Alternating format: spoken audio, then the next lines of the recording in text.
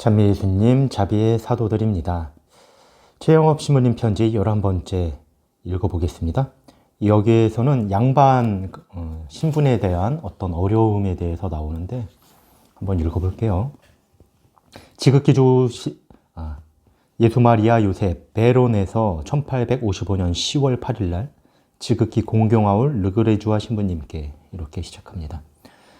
지극히 좋은 하느님과 자비로운 은혜로 우리는 모두 웬만큼 건강하고 제법 평온히 지내고 있습니다. 이제 박해의 칼날이 약간 잦아든 거죠. 금년은 풍년이 들어서 불쌍한 우리 신자들이 한시름 놓았습니다. 예전에는 정말 농사에 따라서 그죠? 우리들에게는 더 큰 기쁨이 있습니다. 하느님께서 많은 새로운 형제들을 우리에게 보내주시오. 하느님 아버지 밭에도 풍년이 들었습니다. 저 혼자서 어른에게 세례성사를 직접 한 숫자만 해도 자그마치 240명이나 되었습니다. 작지 않은 숫자네요. 요즘 본당 하나에 240명 하기 어렵죠. 1년에. 물론 여기는 이제 혼자서 사목하시는 거니까 조선 전체를. 이제 양반 계급에 대해서 나와요. 그러나 분통이 터지는 일도 있습니다. 영세자들 중에 양반으로 불리는 사람들은 처음에는 다른 이들보다 더 열심하고 굳세어 보였습니다만, 그쵸, 양반이라는 그걸 버릴 정도로 신앙을 받았으니까 열심히 했겠죠. 지금은 다른 이들보다 더 쉽게 가시덤불이 무성해져서 숨이 막혀 시들어 버렸습니다. 그 이유는 다음과 같습니다. 양반 계급의 사람들은 대개가 한가로운 생활을 합니다. 아무리 찌들고 가난해서 먹고 살아갈 것이 없어도 차라리 굶어 죽었으면 죽었지 결코 일을 해서 최소한 생계비라도 벌 생각을 안 합니다. 그래서 횡령과 사기와 착취로 살아갑니다. 희생으로 삼을 재물감을 찾아다니면서 한데 어울려서는 도박과 주색 잡기에 푹 빠져 지냅니다. 저들이 입교하여 그리스도의 멍에를 짊어지게 되면 하느님의 법에 따라 그 전에 방탕한 생활을 버리도록 강요됩니다.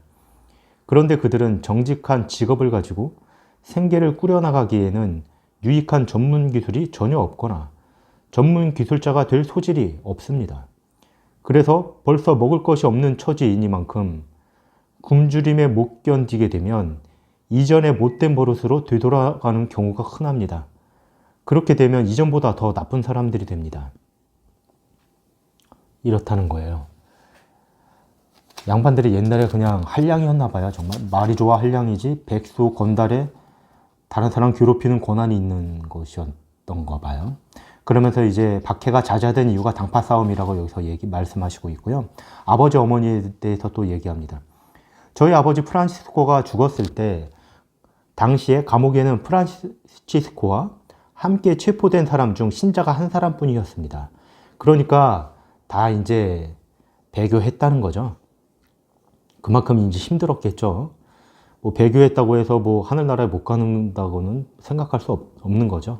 그 죄도 아니고, 죄가 되려면 완전히 자유로운 의사로 동의해야 하는데 고문당하면서 완전히 자유로운 의사로 한 게 아니죠. 그건 정말 강요당한 거니까. 어떻게 보면 하늘나라에 보화가 없을 수는 있겠지만 그거 가지고 뭐 죄라고 할 수는 없는 것입니다. 그 사람이 아직 살아있어서 프란치스코에 대해서 이렇게 증언하였습니다. 프란치스코가 마지막 고문을 당한 후 반죽음을 당하여 감옥으로 운반되어 왔습니다.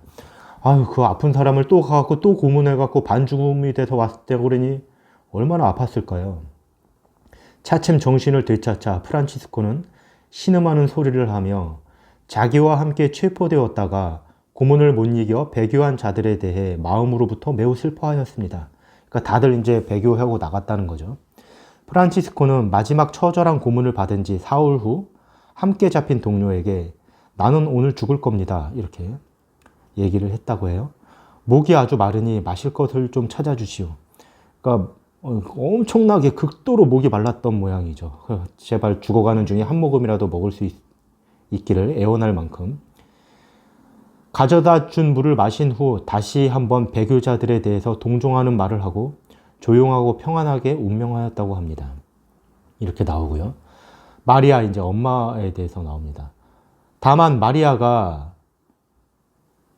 감옥에 하인 한 명을 가르쳐 예비시켰는데, 그러니까 이런 식으로 예비 교우가 들어요. 감옥에서 하인 한 명을 또 예비자로 만들었다는 거예요.